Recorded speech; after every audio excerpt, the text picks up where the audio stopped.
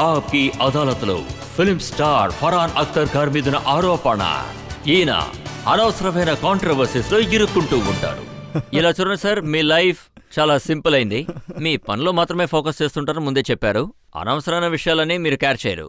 అవును. కానీ 2-3 ఇన్సిడెంట్స్ ఇలా జరిగాయి. బాబీ డియోల్ది ఒక సినిమా ఉంది, యానిమల్. అవును. దీని గురించి మీరు కమెంట్ చేశారు. అంటే ఈ క్యారెక్టర్ ప్రాబ్లమాటిక్ అయిందని చెప్పారు. సార్, ఈ టాక్సిక్ మ్యాక్స్కులినిటీ ఉంది కదా, ఇది ఒక ప్రాబ్లమే. మన దేశానికి ఇది ఒక ప్రాబ్లమే, టాక్సిక్ మ్యాక్స్కులినిటీ. ఎందుకంటే చిన్నప్పటి నుంచి అందరికీ ఇదే నేర్పిస్తారు. చెప్పాలంటే ముఖ్యంగా అబ్బాయిలకి, వాళ్ళకి ఇలాగే నేర్పిస్తారు. నువ్వు ఎదిగాక ఇలాగే ఉండాలి, అలాగే ఉండాలి అని. ఎవరి మాట వినకూడదు, నువ్వు నో అనే మాటకి ఇక్కడ చోటు ఉండకూడదు. నువ్వు ఏ అనుకుంటున్నావా అది నువ్వు అవ్వాలి. ఏది ఏమైనా సరే నువ్వు ఒక దృఢమైన మగవాడివి, మగవాడి కంట్లో నుంచి కన్నీలే రాకూడదు అని. అదేంటంటే మగవాళ్ళ లోపల ఫీలింగ్సే ఉండకూడదని, వాడు రోబోట్ లాగా నడవాలి, అలాంటి ఫీలింగ్సే ఉంటుంది. సో మీరు ఒకవేళ ఎవరైనప్పటికీ అలాంటి ఒక మగవాడిని ఎటువంటి ఎంపతి లేకుండా, దేని గురించి కేర్ చేయకుండా, అలాంటి క్యారెక్టర్స్ కూడా ఉంటారు. తర్వాత మన ఫిలిమ్స్లో ఉండేవాళ్ళు, మన చిన్నప్పటి నుంచి చూసిన సినిమాలు, దాన్ని చూసే మనం పెరిగాం కూడా. అదంతా ఇవే. అలాంటి సినిమాలు చూసి మనం పెరిగినప్పటికీ హీరోయిన్ దగ్గర తప్పుగా నడుచుకుంటే, వాడు ఒక తప్పైన కళ్ళతో హీరోయిన్ని చూశాడు, మాట్లాడాడంటే వాడా సినిమాలో విల్లన్. వాడు తప్పు చేస్తే హీరో ఆఖరిలో కొడతాడు, లేకపోతే హీరోయిన్ కొడుతుంది. సో మీకప్పుడు ఏమనిపిస్తుంది అంటే ఖచ్చితంగా సినిమా ఎండ్లో దెబ్బలే పడుతుంది. ఇప్పుడు మీరు ఆ విల్లన్నే గ్లోరిఫై చేశారు అంటే, ఈ వ్యక్తి మంచోడు, ఇలాంటి వాడిని మీరు పోషిస్తున్నారు అంటే అది ప్రాబ్లమైన విషయమే కదా. ఇంకా నేనేమనుకుంటున్నానంటే, మూవీల్లో ఉన్న ఎఫెక్టు ప్రజల్లో కూడా ఉంటుంది. నేను ఎప్పటికీ చెప్పలేను ఫిలిం జస్ట్ అన్ ఎంటర్టైన్మెంట్ అని. మీరు జస్ట్ దీన్ని ఎంటర్టైన్మెంట్ కిందే చూడండి, దీనివల్ల సొసైటీకి ఎటువంటి ప్రమాదం లేదు అని. వాటిలో నాకు ఎటువంటి నమ్మకం అసలు లేదు. మీరు అనుకోవచ్చు, కానీ నాకైతే లేదు. ఇలాంటి సినిమాలు తీయొచ్చు. నా నమ్మకం ఏంటంటే, మనం లక్ష్య గురించి ఇప్పుడే మాట్లాడాం కదా, డీటెయిల్గా మాట్లాడాం. ఒకవేళ నేను దాని ఎఫెక్ట్ని చూశానంటే, సొసైటీలో దాని ఎఫెక్ట్ ఎలా ఉందంటే, ఆ సినిమా చూసిన తర్వాత ఒక కుర్రాడు ఆర్మీలో జాయిన్ అయ్యాడు. మరి నేనెందుకు అలా అనుకోకూడదు? నేను అలాంటి మూవీలు తీయకూడదని, ఒక తప్పైన దారుణమైన ఒక వ్యక్తితో మూవీ తీయకూడదని ఆ దృష్టిలోనే ఈ మూవీ తీశారు. దీని గురించి నేనెందుకు కానీ మాట్లాడాలి? మీరు లక్ష్య ఎఫెక్ట్ గనక చూసారంటే, మిర్జాపూర్ ఎఫెక్ట్ ని మీరు అసలు చూడలేదు. లేదు లేదు లేదు, మీరు చెప్పింది నిజమే. మీరు మిర్జాపూర్ చూసుంటే అందులో డైరెక్టర్ తాలూకా దృష్టి ఎలా ఉంటుందంటే, ఏది సరైనదో ఏది తప్పో అది సరిగ్గా ఉంటుంది. అంటే ఏ వ్యక్తి అయితే తప్పు చేస్తున్నాడో వాడిని తప్పుగానే చూపిస్తున్నారు.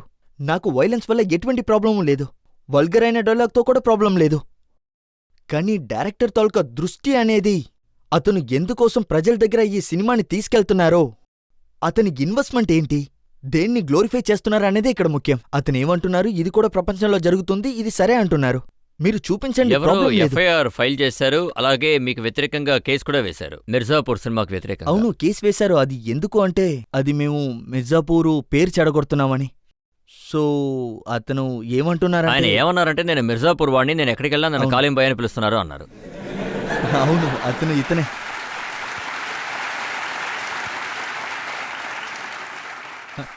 అది నాకు గుర్తులేదు, కానీ మిర్జాపూర్ కోసం నాకు మంచి కాల్స్ అంతా వచ్చాయింది. అదేంటంటే, మిర్జాపూర్ గురించి అందరికీ తెలియవచ్చింది. మన అందరికీ తెలిసింది కదా మిర్జాపూర్ ఎక్కడ ఉందని. పబ్లిక్ నుంచి ఎవరైనా ప్రశ్న అడగచ్చు. ఇది ఫైనల్ రౌండ్. మనందరికీ ఉండేది ఒకే ఒక ప్రశ్న.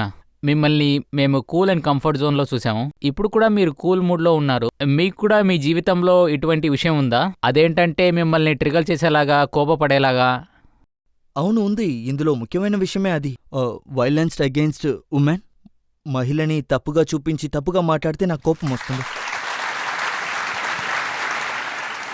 మీకు అప్పుడు కోపం రాలేదా? నసరుద్దీన్ షా లాంటి ఒక యాక్టర్ చెప్పారు, I don't care about Farhan Akhtar, I don't watch his films. లేదు, అందులో కోప్పడాల్సిన విషయం అసలు ఏమీ లేదు.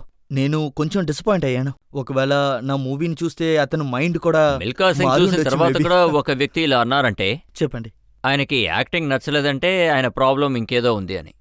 సార్, దీనికి జవాబు అతనే మీకు చెప్పగలరు. అదేంటంటే, ఇన్నేళ్ళుగా అతను నాకు తెలుసు. మేమిద్దరూ జిందగీ నామిలే దుబారాలో పనిచేశాం. ఇంకా మేమిద్దరూ చిన్నప్పటి నుంచే చాలా పరిచయం. పర్సనల్గా తెలియదు, కానీ అతని ఒక యాక్టరు, పాపులర్ పర్సన్ అని మాకు తెలుసు. నాకు ఒకే ఒక విషయం మాత్రమే చాలా కష్టం అనిపించింది. అది ఏంటంటే, అతను చాలా అద్భుతమైన పర్ఫార్మర్, అందులో అసలు అనుమానమే లేదు. మంచి యాక్టరే. ఒకవేళ మీరిలా అనుకుంటే, ఈ వ్యక్తి పని ఇంకా బావుంటాలనుకుంటే, ఇతని పని ఇంప్రూవ్ అవ్వాలనుకుంటే, అప్పుడు దానికొక విధానం ఉంటుంది. మీరు నేనిలాగే చేస్తాను. నేను ఫోన్ తీస్తాను, నేనతనికి ఫోన్ చేస్తాను, ఎవరికి మాట్లాడాలనుకున్నానో అతనికి. బ్రదర్, మీరు నా ఇంటికి రండి, నేను మీతో పాటు కొంచెం మాట్లాడాలి. నేను మీ సినిమా చూశాను, నాకు ఇలాగిలాగంతా అనిపించింది. ఒకవేళ మీరు యాక్టింగ్లో ప్యాషనేట్గా ఉండుంటే ఈ విషయాల్లో కొంచెం ఫోకస్ చేయండి అని అనుంటాను. ఇది ఒక పద్ధతి. కాని ప్రెస్కి వెళ్ళి చెప్పేది నాకప్పుడు ఇలాగే అనిపించింది. అతను చేసింది అసలు న్యాయం కాదని. అదే నా బాధ. దానికి మించి అతని ఒపీనియన్ ఇలాగే ఉందే అంటే అతని కోసం నేను నా నేచర్ని మార్చుకోలేను కదా. ఇంకొక ప్రశ్న ఎవరైనా అడగచ్చు.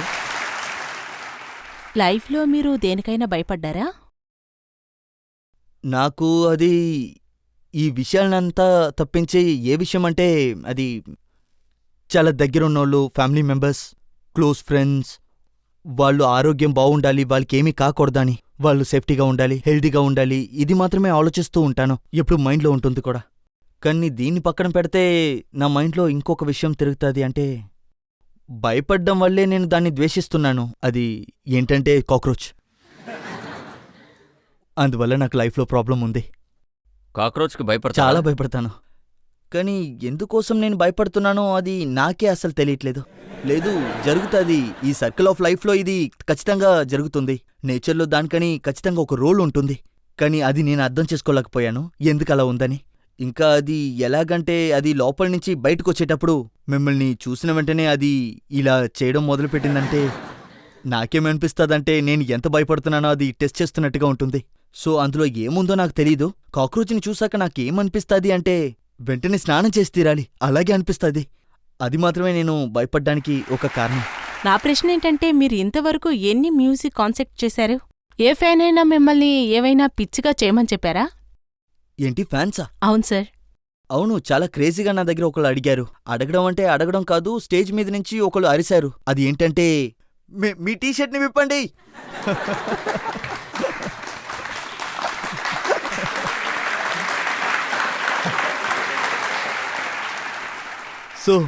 సో వాళ్ళ దగ్గర నేను ఏం చెప్పానంటే, నేను ఇక్కడ ఫన్ చేయడానికి వచ్చాను, ఒళ్ళు చూపించడానికి కాదని.